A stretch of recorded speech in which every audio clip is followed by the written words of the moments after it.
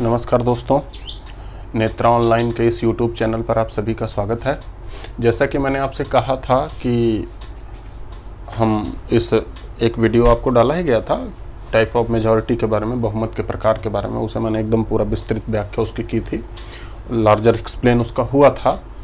आपको मैंने उसी में बताया था कि हम अपना जो फंडामेंटल राइट वाली सीरीज़ है उसे हम करते रहेंगे और वो हम उसी वादे के तहत आज आपके सामने हैं। तो मैं उम्मीद कर रहा हूँ कि आप सभी अच्छे होंगे, सब पढ़ाई कर रहे होंगे, किसी न किसी माध्यम से तो हम आप तक पहुँच ही रहे हैं। इस हफ्ते सत्यम सर हैं नहीं उपलब्ध, तो जब भी वो फिर उपलब्ध होंगे अगले हफ्ते से उनकी क्लासेस फिर रेगुलर रहेगी। चलिए हम शुरुआत करते हैं, अपने क्लास की शुरुआत करते हैं। ये देखिए, आज हमारा जो डिस्कस करने का मुद्दा है फंडामेंटल राइट का दूसरा प्रकार। पहला प्रकार था राइट टू इक्वलिटी, दूसरा प्रकार है राइट टू फ्रीडम। तो पहला प्रकार समानता का अधिकार, दूसरा प्रकार स्वतंत्रता का अधिकार। स्वतंत्रता के अधिकार में हमें पढ़ना है अनुच्छेद 22। 21 तक हम पढ़ चुके थे। अनुच्छेद 22 में दिया क्या है? प्रोटेक्शन करता है। अनुच्छेद 22 प्रोटेक्शन करता है अगेंस्ट किसी के विरुद्ध, किसके विरुद्ध? अरेस्ट और डिटेंशन इन सर्टन केसेस। इसका मतलब होता है कि अनुच्छेद 22 के तहत आपको कुछ दशा में, कुछ ऐसी दशाएं होंगी जो अनुच्छेद 22 में दी गई हैं। सर्टन केसेस, कुछ दशाओं में किससे प्रोटेक्शन किया जाएगा? गिरफ्तारी से प्रोटेक्शन किया जाएगा और डिटेंशन से प्रोटेक्शन किया जाएगा। डिटेंशन का मतलब निरोध से प्रोटेक्शन किया जाएगा, गिरफ्तारी। अब इन दोनों शब्दों का मतलब समझना है, गिरफ्तारी और निरोध। गिरफ्तारी का मतलब क्या होता है? जब आप कोई अपराध करेंगे, अपराध करने के बाद पुलिस आपको पकड़े और ले जाए, दैट्स कॉल्ड अरेस्ट, गिरफ्तारी। अब निरोध का मतलब, जब पुलिस इस संभावना पर आपको गिरफ्तार कर ले कि आप अपराध कर सकते हैं, मतलब भविष्य की संभावना आप पर हो कि आप अपराध कर सकते हैं, उस वजह पर या उस शक पर आपको पुलिस पकड़ ले और गिरफ्तार, मतलब पुलिस पकड़ के कहीं नज़रबंद कर दे, कहीं जेल में डाल दे कि आप अपराध कर सकते हैं जो समाज में रहे, उसे निरोध कहा जाता है, उसे डिटेंशन कहा जाता है। उसे कहा जाता है डिटेंशन। डिटेंशन भी दो प्रकार का होता है, उसे डिस्कस करना हो तो डिटेंशन भी इस तरीके से दो प्रकार का होता है। एक तो प्यूनिटिव होता है, प्यूनिटिव डिटेंशन। एक तो होता है प्रिवेंटिव डिटेंशन। प्यूनिटिव का मतलब क्या होता है? आपने अपराध किया, आपने अपराध कर लिया और उसके बाद आपकी गिरफ्तारी हुई। मतलब अपराध आपने कर लिया, तब आपकी गिरफ्तारी हुई और उसके बाद आपको सजा हुई। और जब आपको सजा हुई तो जाहिर सी बात है आपका डिटेंशन हो गया, आपका निरोध हो गया। अब आप जेल से बाहर जा नहीं सकते, मतलब आपको रोक दिया गया। प्रिवेंटिव डिटेंशन क्या हुआ? आपकी गिरफ्तारी हो गई। गिरफ्तारी इस आधार पर हुई कि आप भविष्य में अगर जो आप आजाद रहे तो आप अपराध कर सकते हैं। इसे कहते हैं प्रिवेंटिव। प्री मतलब पहले ही गिरफ्तारी कर लेना, अपराध से पहले ही गिरफ्तारी करना। अब आप कहोगे कि सर ये कैसे पता चलेगा कि ये व्यक्ति अपराध कर सकता है? इसका तो दुरुपयोग हो सकता है। तो जाहिर सी बात है इसका दुरुपयोग हो सकता नहीं है, इसका दुरुपयोग ठीक ठाक होता भी है।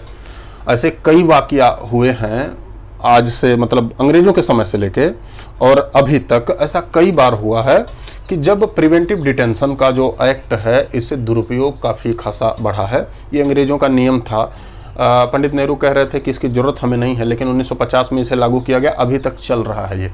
इसके एक आध उदाहरण मैं बताऊंगा तो आपको शायद जल्दी से समझ में आए। जैसे उदाहरण के लिए समझिए, आप सभी लोग धारा 370 के बारे में जानते होंगे, जो टेम्पररी प्रोविजन में हमारे संविधान में था, अनुच्छेद 370। जब अनुच्छेद 370 हटाया जा रहा था, जिस दिन हटाया जा रहा था 370 अनुच्छेद, उसके 2-3 दिन पहले क्या किया गया था? महबूबा मुफ्ती, उमर अब्दुल्ला, फारूक अब्दुल्ला, ऐसे नेताओं को जो जम्मू कश्मीर के नेता थे, क्षेत्रीय नेता थे, 370 अनुच्छेद हटाने के पहले उन नेताओं को उनके घर में नज़रबंद कर दिया गया था। मतलब उन नेताओं का डिटेंशन कर दिया गया था। और उसके 2-3 दिन बाद क्या हुआ, अनुच्छेद 370 हटा दिया गया। तो सरकार का मानना था कि अगर जो ये लोग बाहर रहे तो इन लोगों के बाहर रहने से सामाजिक शांति, सौहार्दपूर्ण जो वातावरण है समाज का वो बिगड़ सकता है। इसीलिए सरकार का तर्क यह था कि इनको डिटेंशन कर दिया जाए, मतलब इन्हें रोक दिया जाए पहले से ही। तो वो कोई अपराध नहीं किए थे, लेकिन उनके ऐसी संभावना सरकार को थी कि अपराध कर सकते हैं अगर जो बाहर रहें, तो दैट्स कॉल्ड प्रिवेंटिव डिटेंशन, पहले डिटेंशन कर देना। लेकिन अनुच्छेद 22 कह रहा है, अनुच्छेद 22 कह रहा है कि कुछ दशाओं में ये डिटेंशन से भी संरक्षण करता है और अरेस्ट से भी संरक्षण करता है। कुछ दशाओं में ये डिटेंशन से भी संरक्षण कर दे रहा है और अरेस्ट से भी संरक्षण कर दे रहा है। तो अनुच्छेद 22 में कुल बेटा 7 क्लॉजेज हैं, 22(1), 22(2), 3, 4, 5, 6, 7, ऐसे 7 क्लॉजेज हैं। इसके जो बेसिक बातें हैं इसे हमें समझ लेना है और उसके बाद ये टॉपिक आपका कंप्लीट हो जाएगा। चलिए, तो इसकी बेसिक बातें हम समझते हैं कि अनुच्छेद 22 कहता क्या है। अनुच्छेद 22 में है क्या मैटर, अनुच्छेद 22 क्या कह रहा है, इसकी अगर जो हम बेसिक बातें समझ लें तो मामला हमारा हो जाएगा। तो हमें पता चल जाएगा कि भाई ये डिटेंशन है क्या, कैसे कैसी बातें डिटेंशन में हो सकती हैं, क्या क्या टॉपिक डिटेंशन में हमें पढ़ना है, 1 में क्या है, 2 में क्या है, 3 में क्या है। तो थोड़ा बेसिक बातें हम जान लेते हैं।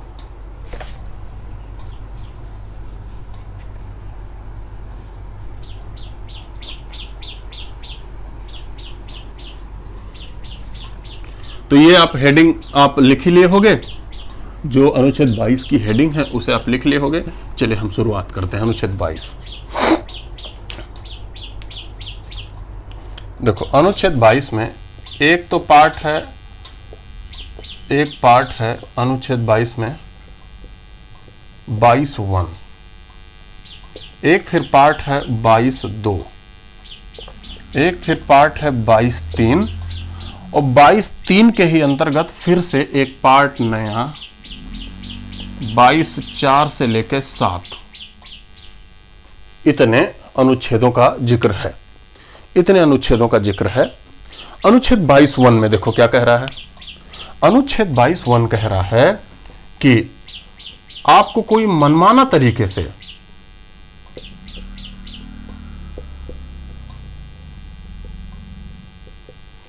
मनमाने तरीके से आपकी गिरफ्तारी नहीं हो सकती।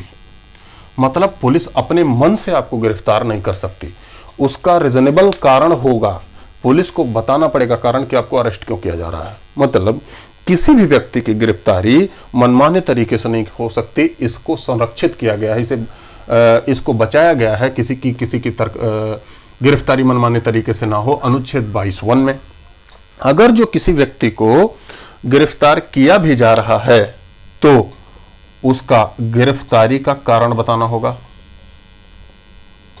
कि आपको गिरफ्तार क्यों किया जा रहा है। ये जरूरी है किसी भी व्यक्ति को, ये जरूरी है किसी भी व्यक्ति को। दूसरा, उसको ये भी अधिकार है, पहला दूसरा, उसको ये भी अधिकार है कि अपने मनपसंद व्यवसायी वकील,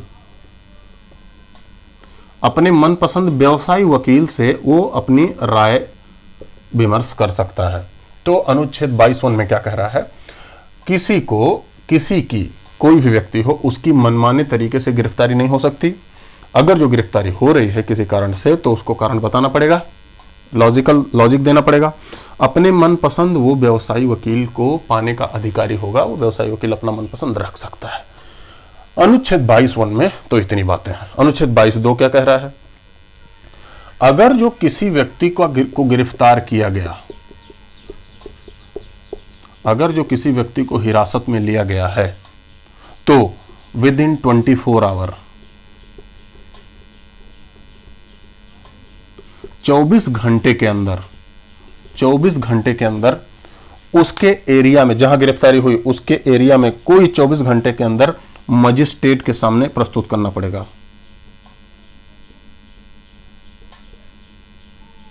मतलब जो हमारा डिस्ट्रिक्ट जज होता है, तो अगर जो किसी की गिरफ्तारी हुई तो 24 घंटे के अंदर मजिस्ट्रेट के सामने उसे प्रस्तुत करना है। लेकिन ये 24 घंटे कैसे, इसमें यात्रा का समय इंक्लूड नहीं है। मतलब मान लिया जैसे मान लिया किसी की गिरफ्तारी शाम को 4 बजे हुई। अब शाम को 4 बजे हुई तो अगली शाम को 4 बजे से पहले उसे मजिस्ट्रेट के पास पुलिस पहुंचाएगी, ये नियम है। अगली शाम को 4 बजे वो नजदीकी जो भी मजिस्ट्रेट होगा। लेकिन अब आपको ऐसे मानना है कि मान लेते हैं कि पुलिस को 4 बजे अगर जो इसकी गिरफ्तारी हुई तो पुलिस इतनी दूर किसी को गिरफ्तार की कि उसे ले जाने में ही 5-7 घंटा लग गया, फिर उसका प्रोसेस निपटने में 5-7 घंटा लग गया। तो इसीलिए इस अनुच्छेद में कहा गया है, साफ साफ इस अनुच्छेद में कहा गया है कि भाई गिरफ्तारी जो होगी ये अगर जो हो रही है गिरफ्तारी तो 24 घंटे के अंदर मजिस्ट्रेट के सामने प्रस्तुत करना जरूरी है, लेकिन उसमें यात्रा का समय इंक्लूड नहीं है। तो ये बातें होगी। अनुच्छेद 2 ये कह रहा है। अनुच्छेद 3 क्या कह रहा है? अनुच्छेद 3 एक्सेप्शन है। मतलब अनुच्छेद 3 एक्सेप्शन क्या है? इसमें कहा गया है ये सारी बातें मतलब जो भी आगे बातें कही गई हैं ये एक्सेप्शन है, अपवाद है। अपवाद कहा गया है आगे कही गई बातें 2 लोगों पर लागू नहीं होती। 2 लोगों पर कौन? पहला, कोई व्यक्ति अगर जो प्रिवेंटिव डिटेंशन के तहत, निवारक निरोध के तहत गिरफ्तार हुआ हो तो ये सारे अधिकार उनको नहीं मिलेंगे। दूसरा, कोई ऐसा व्यक्ति गिरफ्तार हुआ हो जो विदेशी शत्रु हो।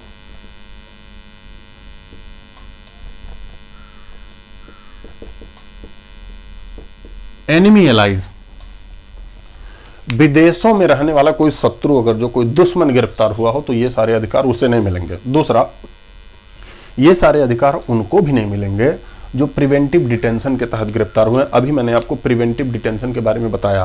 प्रिवेंटिव डिटेंशन का उदाहरण मैंने आपको अभी हाल ही में बताया। महबूबा मुफ्ती वगैरह जम्मू कश्मीर के नेताओं को गिरफ्तार कर लिया गया था इस वजह पे, इस शक पे कि ये लोग अगर जो 370 खत्म किया गया और ये लोग अगर जो बाहर रहे तो ये लोग कुछ उत्पात या कुछ खुराफात कर सकते हैं, इसीलिए पहले ही गिरफ्तार कर लिया गया।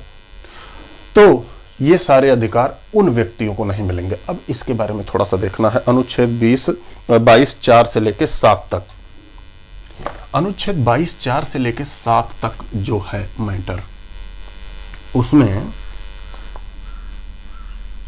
22(4) से लेकर 7 तक इसमें प्रिवेंटिव डिटेंशन के बारे में प्रावधान दिए गए हैं। इसमें जो बातें हैं, इसमें अगर जो कोई प्रिवेंटिव डिटेंशन के तहत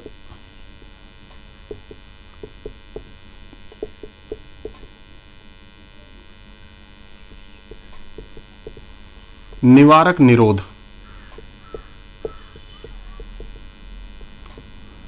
निरोध के तहत अगर जो कोई व्यक्ति गिरफ्तार है, इसके बारे में प्रावधान है इस अनुच्छेद 22(4) से लेकर 7 तक। मतलब अगर जो किसी व्यक्ति को इस शक पे गिरफ्तार किया गया है कि वो भविष्य में गलती कर सकता है, अपराध कर सकता है, तो उसके बारे में इस तीनों अनुच्छेदों में उसके बारे में प्रावधान है। उसमें कहा क्या गया है, अगर जो किसी व्यक्ति को प्रिवेंटिव डिटेंशन के तहत गिरफ्तार किया जाएगा तो उसको कारण बताना जरूरी होगा।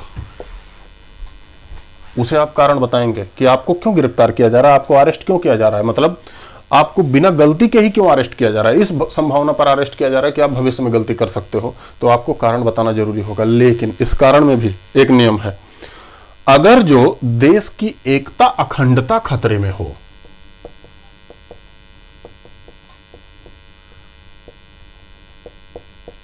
अगर जो लगे किसी व्यक्ति को गिरफ्तार किया जा रहा है बिना गलती किए और लग रहा है सरकार को कि इस व्यक्ति के कारण देश की एकता अखंडता खतरे में आ जाएगी, तो उसे कारण बताना भी जरूरी नहीं है।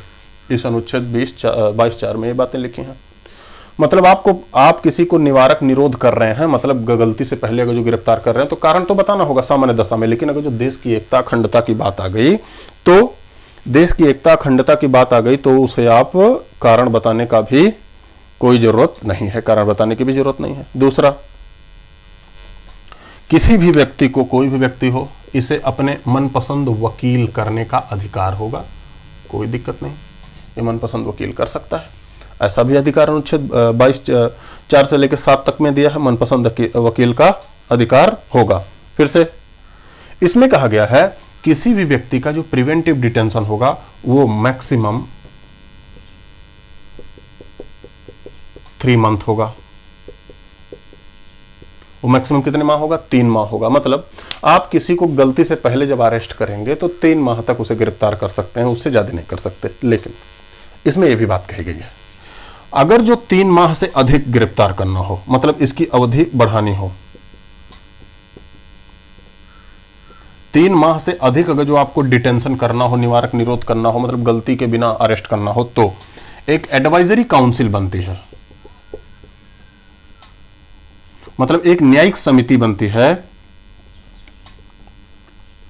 उस न्यायिक समिति की अनुशंसा पर वो न्यायिक समिति जब रिकमेंड करेगी तब इसकी अवधि, इसका प्रिवेंटिव डिटेंशन 3 माह से अधिक हो सकता है। इस न्यायिक समिति में, इस न्यायिक समिति के जो अध्यक्ष होते हैं, इस समय अगर जो इसका क्राइटेरिया कहा जाए, ऐसा व्यक्ति इसमें इस न्यायिक समिति का अध्यक्ष होगा जो हाई कोर्ट के जज बनने की योग्यता रखता हो। हाई कोर्ट का जज बनने की योग्यता रखता हो। तो इसमें 3-4 बातें बताई गई। पहला, अगर जो किसी को प्रिवेंटिव डिटेंशन के तहत गिरफ्तार किया जाएगा तो उसको कारण बताना होगा। लेकिन अगर जो देश की एकता अखंडता की बात हो तो कारण बताना भी जरूरी नहीं है। उसे अपने मनपसंद वकील करने का अधिकार है। तीसरा, प्रिवेंटिव डिटेंशन मैक्सिमम 3 माह तक हो सकता है। लेकिन अगर जो उसे 3 माह को सरकार बढ़ाना चाहे तो एडवाइजरी काउंसिल, एक न्यायिक समिति बनेगी जिसका अध्यक्ष कोई हाई कोर्ट के जज बनने के लायक व्यक्ति, ऐसी योग्यता उसके पास हो जो हाई कोर्ट का जज बन सके। पहले तो इसमें था कि हाई कोर्ट का जज ही होना चाहिए, बाद में इंदिरा गांधी ने मीसा एक्ट में इसे संशोधन कर दिया तो हाई कोर्ट के जज बनने की योग्यता वाला व्यक्ति रिकमेंड करेगा, तब उसकी उसका जो प्रिवेंटिव डिटेंशन है उसको 3 महीने से बढ़ाया जा सकता है। इतनी बातें तो आपको बताई गई, इतनी बातें तो आपको बताई गई। इसका आधार क्या होगा? जैसा कि मैंने आपको बताया कि सामाजिक सौहार्द बिगाड़ने वाली बातें, अगर जो कोई सरकार को शक हो कि ऐसा कुछ किया जा रहा है कि इससे सामाजिक सौहार्द बिगड़ सकता है, ऐसा कुछ किया जा रहा है जिससे एकता अखंडता खतरे में आ सकती है, तो ये आधार सारे हो सकते हैं, इसमें कोई शक नहीं है। अब भारत में हम एक बार इतिहास देखेंगे कि प्रिवेंटिव डिटेंशन का इतिहास क्या क्या है। भाई, कौन कौन से ऐसे नियम बने भारत में जिससे प्रिवेंटिव डिटेंशन किया गया। जल्दी जल्दी अगर जो हम देख लें प्रिवेंटिव डिटेंशन के नियम, उसे आप थोड़ा सा लिंक करोगे तो आपको याद भी आ जाएगा। शायद मैं जब ऑफलाइन क्लासेस पढ़ाता था तो आप सबको बताया भी मैं था कई बार। जैसे अंग्रेजों वाला जो नियम था वो 1950 से चल ही रहा था। इसे कहा ही जाता था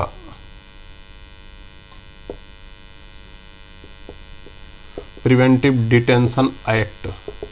1950 का प्रिवेंटिव डिटेंशन एक्ट चल ही रहा था। इसके तहत आप एक केस जानते होंगे, चंपकम देवाई राजन वाला, वो जो चंपकम देवाई राजन कह रहा हूँ, नेहरू, पंडित नेहरू ने नेताओं को, कई तमिलनाडु के नेताओं को डिटेंशन किया था। उन्होंने सुप्रीम कोर्ट में केस किया था कि संविधान लागू होने के बाद ऐसी दशा क्यों है, ये तो अंग्रेजों का कानून है। इसके बाद जो प्रिवेंटिव डिटेंशन का बड़ा मामला हुआ वो 1971 में हुआ। 1971 में आपको पता है युद्ध वाला माहौल था। 1971 में युद्ध वाला माहौल था, तो देश में कुछ ऐसे गद्दार पनप रहे थे जो कहीं ना कहीं पाकिस्तान का सपोर्ट कर रहे थे। पाकिस्तान का सपोर्ट कर रहे थे, तो इंदिरा गांधी ने ये नियम बनाया था कि ऐसे लोगों को चुन चुन के पकड़ लिया जाए पहले ही, जिससे पता लगा अंदर से ही दिमाग चलना शुरू कर दे तो हम युद्ध ही हार जाएं। और उस एक्ट का नाम, ये जो प्रिवेंटिव डिटेंशन था, उस एक्ट का नाम था Misa, maintenance of internal security act. इसका नाम था maintenance of internal security act. अब ये maintenance of internal security act चला कब तक? मीसा का दुरुपयोग किया गया। मीसा का दुरुपयोग किया गया 1975 की इमरजेंसी में।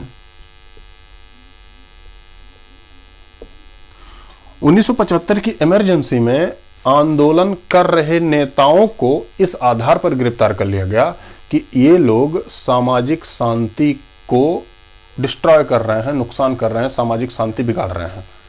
और ये एक्ट ही था मेंटेन करने के लिए क्या, इंटरनल सिक्योरिटी को। तो उन नेताओं को गिरफ्तार किया गया इसी एक्ट के तहत और उन्हें डाल दिया गया, अपराध करने से पहले ही पिंजरे में डाल दिया गया। तो जब नई सरकार बन के आई, जनता पार्टी की सरकार बन के आई, तो जनता पार्टी गवर्नमेंट ने इस मीसा को खत्म कर दिया। बोला इसी के तहत हम गिरफ्तार हुए थे। आपको पता है लालू यादव जी की एक बेटी का नाम ही मीसा पड़ा, क्योंकि उसी दिन वो पैदा ही हो गई बेचारी जिस दिन वो गिरफ्तार हुए। तो राबड़ी देवी ने नाम रख दिया मीसा भारती। अब उन्हें पता चले कि उनका नाम maintenance of internal security act है, तो हालांकि मजाक की बातें अलग रहें, तो maintenance of internal security act इसे जनता पार्टी गवर्नमेंट ने खत्म कर दिया। मैं इसे मिटाऊंगा, आप लोग लिखते रहना, मेंटेनेंस ऑफ इंटरनल सिक्योरिटी। इसके बाद एक फिर से बना 1974 में ही बना था, यही मैं नीचे लिख दे रहा हूं, यहां शायद दिख रहा है। 1974 में बना था कोफेपोसा, इसका नाम था कोफेपोसा।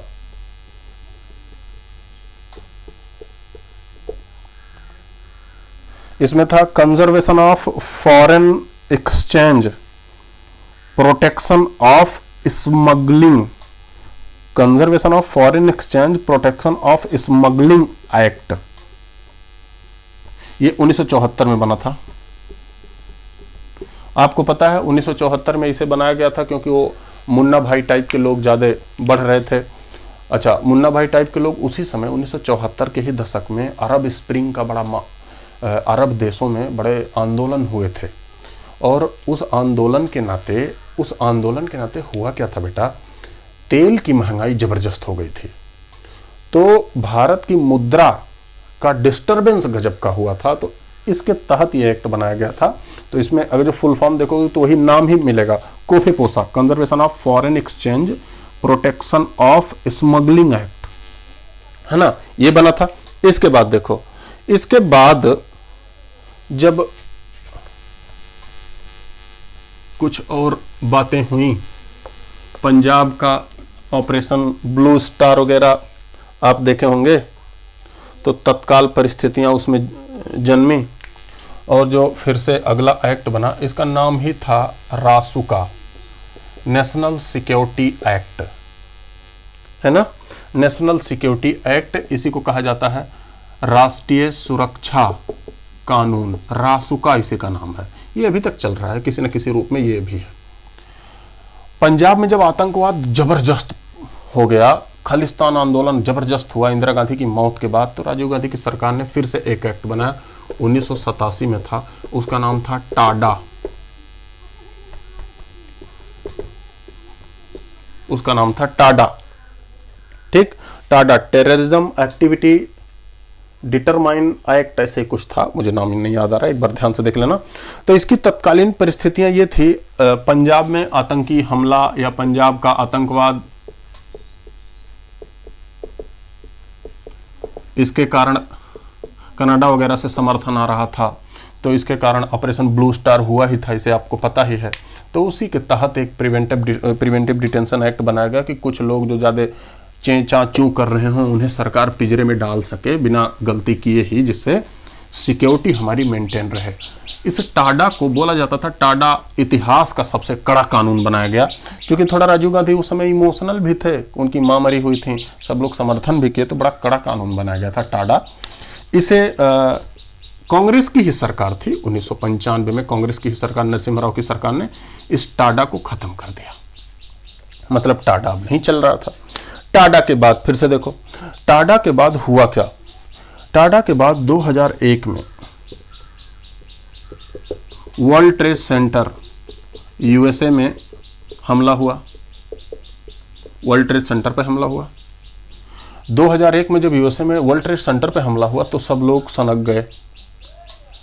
कुछ लोगों को यूएसए में तो सिर्फ बस मुस्लिम जान के लोगों की तलाशी होनी शुरू हो गई यूएसए में, ओसामा बिन लादेन के नाते पूरी कौम गंदी कर दिया, वो ऐसा दरिंदा था।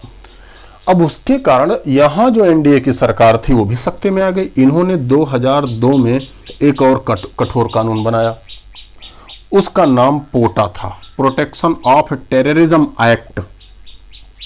ये पोटा कानून बड़ी फेमस हुआ था। पोटा जो कानून था ये बहुत फेमस हुआ था। तो प्रोटेक्शन ऑफ टेररिज्म एक्ट है ना, आतंकवादी क्या कहेंगे इसे, आतंकवादी गतिविधि निरोध कानून है ना। तो आतंकवादी गतिविधि निरोध कानून ये आया, ठीक है, ये आया। हालांकि इसका विरोध हुआ, क्योंकि इसमें जैसे आपका आप ये कह सकते हैं जैसे सीएए का विरोध हो रहा है, इसमें कुछ ऐसी बातें लिख देना जिससे कुछ खास कम्युनिटी को असर जाए, इसी तरीके से इसका विरोध बहुत ज़्यादा मुस्लिम संगठनों से होने लगा। कांग्रेस पार्टी बहुत विरोध की।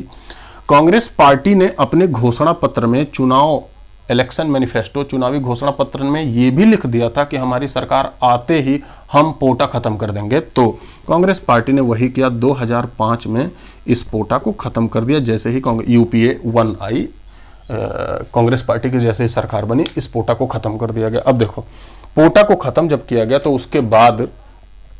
उसके बाद कोई ऐसा आतंकवादी निरोधी कानून था ही नहीं जो हमारे देश में हो। इसके बाद क्या हुआ, जब कोई ऐसा आतंकवादी निरोधी कानून है ही नहीं जो देश में चल रहा हो, तो फिर कसाब का हमला 2008 में। आपको मैं यकीन के साथ कह रहा हूं, कसाब का जब हमला हुआ था तो हमारे पास प्रिवेंटिव डिटेंशन के, जिस दिन कसाब का हमला हुआ उस दिन प्रिवेंटिव डिटेंशन का कोई ऐसा नियम नहीं था। मतलब कोई ऐसा कठोर नियम नहीं था कि हम किसी को गिरफ्तार कर सकें। और उसी के तहत, उसी को मद्देनजर रखते हुए फिर से 2008 में एक फिर से प्रिवेंटिव डिटेंशन का एक्ट बनाया गया, जो उसी टाडा और पोटा का थोड़ा सा परिवर्तित रूप था। टाडा और पोटा का थोड़ा सा परिवर्तित रूप था। इसका नाम दिया गया गैर कानूनी गतिविधि निवारक। इसका नाम दिया गया गैर कानूनी गतिविधि निवारक, गैर कानूनी गतिविधि निवारक संशोधन अधिनियम 2008। Unlawful activity prevention amendment act. Unlawful activity prevention, तो अनलॉफुल एक्टिविटी प्रिवेंशन निवारक अमेंडमेंट एक्ट अधिनियम बना। इसे 2009 में पास किया गया। आज वर्तमान में, आज तक जिस दिन मैं आपको पढ़ा रहा हूं, आज तक यही लगभग परिवर्तित होकर चल रहा है। इसमें थोड़ा सा चेंज 2017 में किया गया, थोड़ा सा इसे कठोर बना दिया गया, क्योंकि आपको पता है फिर से वही सरकार आई जो पोटा बनाई थी। तो पोटा का लगभग मैटर, अगर जो आप इसे पीडीएफ में देखोगे कि क्या क्या मैटर इसमें है, क्या क्या मैटर पोटा में है, तो लगभग वही बातें हैं। उसमें कोई अंतर बहुत ज़्यादा है नहीं, बस इसका परिवर्तित रूप है। तो आज भी 2017 में थोड़ा सा संशोधन किया गया, थोड़ा संशोधन किया जाता रहता है, सरकारें अपने हिसाब से करती हैं। आज तक यही चल रहा है। तो बेटा ये रहा अनुच्छेद 22। अनुच्छेद 22 में हमने पढ़ा क्या, जल्दी देख लो। अनुच्छेद 22(1) में हमने जाना कि किसी को गिरफ्तार किया जाएगा तो उसको आधार बताया जाएगा, गिरफ्तारी अगर जो होगी तो मनपसंद वकील किया जाएगा, उसे कारण बताना जरूरी है। फिर आपको मैंने बताया अनुच्छेद 2 बताया, ठीक है, अगर जो किसी को गिरफ्तार किया जा रहा है, अनुच्छेद 2 बताया, ठीक है। अनुच्छेद 2 में मैंने क्या कहा था कि किसी को गिरफ्तार किया जा रहा है तो 24 घंटे के अंदर, जिसमें यात्रा का समय शामिल नहीं है, 24 घंटे के अंदर उसे पेश करना होगा न्यायिक मजिस्ट्रेट के पास, वहाँ के नज़दीकी। अनुच्छेद 3 में अपवाद दिए गए हैं कि ये सारे जो सुविधाएं हैं ये निवारक निरोध, मतलब प्रिवेंटिव डिटेंशन में रखे गए व्यक्ति को या विदेशी शत्रुओं को, एलाइज जो होंगे, एनिमीज, उनको ये उनको अधिकार नहीं दिए जाएंगे। अनुच्छेद 2 से लेकर 4 तक, 4 से लेकर 7 तक मैंने आपको बताया कि प्रिवेंटिव डिटेंशन में गिरफ्तार किए गए व्यक्तियों के पास क्या क्या अधिकार हैं, कि भाई उनको भी कारण बताना होगा। लेकिन अगर जो देश की एकता अखंडता की बात हो तो कारण ना बताइए। मनपसंद वकील चाहिए उनको भी। 3 महीने तक मैक्सिमम गिरफ्तारी हो सकती है। 3 महीने से बढ़ाना हो तो न्यायिक समिति उसका रिकमेंडेशन करेगी, जिसका अध्यक्ष कोई हाईकोर्ट का जज या हाईकोर्ट बनने जज की योग्यता रखने वाला व्यक्ति होगा, ठीक है। अक्सर वो कमेटी भी वही रिकमेंडेशन करती है जो सरकार चाहती है, इसीलिए तो उसमें ये बात कही गई है कि हाईकोर्ट के जज की बनने की योग्यता रखने वाला व्यक्ति, तो सरकार ऐसे ही व्यक्ति को बनाती ही है उसकी कमेटी का अध्यक्ष, जो सरकार की बात माने, है ना। तो ये सारी बातें इसमें बताएगी। फिर से आपको इतिहास बताएगा कि प्रिवेंटिव डिटेंशन के हमारे यहाँ भारत में क्या क्या नियम, क्या क्या कानून थे, ये सारी बातें आपको बताएगी। तो आज के लिए इतना ही। Thank you very much. आप लोग पढ़ते रहिए, जो भी दिक्कतें होंगी इसे कमेंट के माध्यम से बताते रहिए और इसे लाइक और 200 लोगों में फैलाइए, ये भी ज़रूरी है। ठीक, थैंक यू।